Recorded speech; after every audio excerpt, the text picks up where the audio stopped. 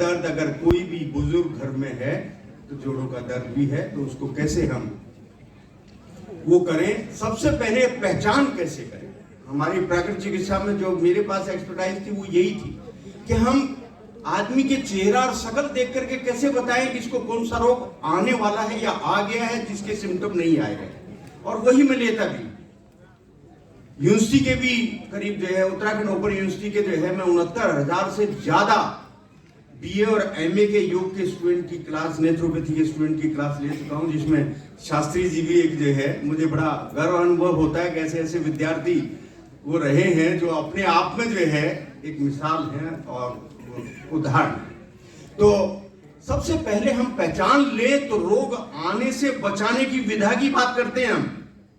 लेकिन कब बचाएंगे? जब हमें मालूम पड़ेगा रोग के आने से पहले। और वो जो है कैसे मालूम पड़ेगा कि कोई भी आदमी सवेरे उठते ही मुट्ठी को जोर से टाइट करके इस तरह से बंद करे। जिसकी भी मुट्ठी सवेरे उठने के बाद ये जो है जोर से बंद करने पे यहाँ खिंचाव, दर्द या टाइटनेस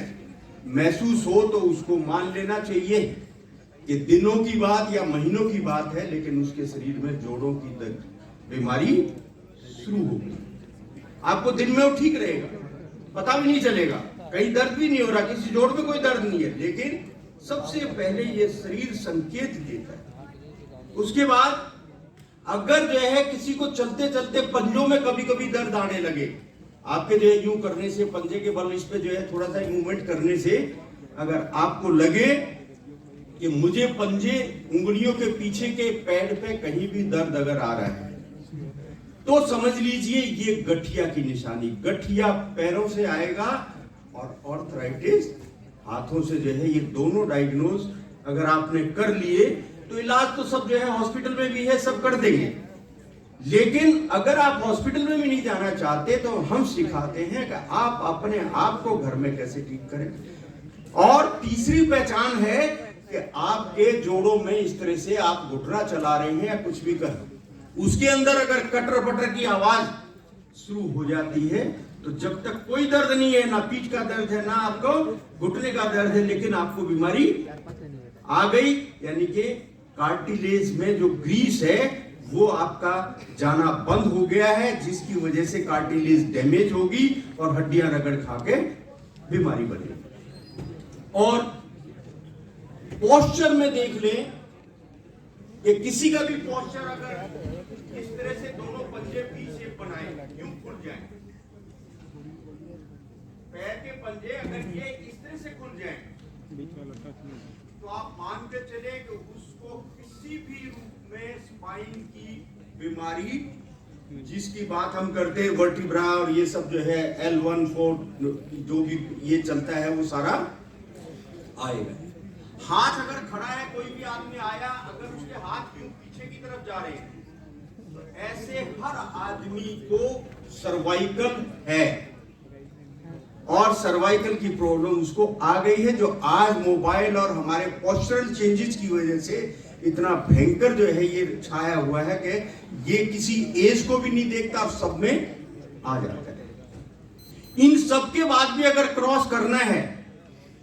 तो एक क्रॉस ये है कि अब वो इंडियन सीट तो नहीं रही, मैक्सिमम जो है यूरोपियन खड़ी वाली जो है उसमें लैट्रिन में जाते, लेकिन फिर भी अगर आप स्टूल पास करते हैं और स्टूल पास करने के बाद में पानी से थोड़ा सा आगे स्टूल पास करें, फ्लश ना चला के डब्बे से पानी डालें, और अगर आपका स्टूल वहां पर सीट पे जो है थोड़ा सा भी चिपका रह जाता है तो आप मान ले कि उसे कोई भी ये खटखट से या जोड़ों के दर्द या जोड़ों की कोई भी बीमारी आने से बचा नहीं सकता, क्योंकि वही जो चिपकने वाली चीज है वही वो आंव है जो इनडाइजेशन से आपके जोड़ों में ना जाकर के वो ग्रीस जो है आपका सारा लेटरिन के रास्ते बाहर निकल रहा है वो है। तो मैं समय को देखते हुए अब इस पे थोड़ा सा 2-3 उपचार और जो मेरे अनुभव के हम बता दूं कि ऐसे किसी को अगर ये बीमारी शुरू हो गई है तो नींबू और अदरक का रस बिल्कुल समान मात्रा में ले लें, इकट्ठा निकाल के रख लें, रोज रोज नहीं निकालना पड़े मिक्सी में। उसमें से 2 चम्मच बाहर निकालें और आधा चम्मच खाने वाला सोडा बाइकार्ब मीठा सोडा जिसमें अगर वो मिला करके उस अफेक्टेड जॉइंट पे आप लगाते हैं और उसके सूखने के बाद में उसके ऊपर कोई भी तेल या अरंड, धतूरा और आप कोई भी पत्ता लेकर के तेल लगा के उस पर बांध देते हैं, आप देखेंगे अगर पहले आपके जो है उसके बांधने के बाद आराम नहीं हो तो मुझे, और वो बेल जो पेड़ों पे जो है चढ़ करके पेड़ों को खत्म कर देती है, आकाश बेल जिसका कोई जो है जड़ नहीं, कोई जो है बीज नहीं, कुछ नहीं, और उसके बाद भी वो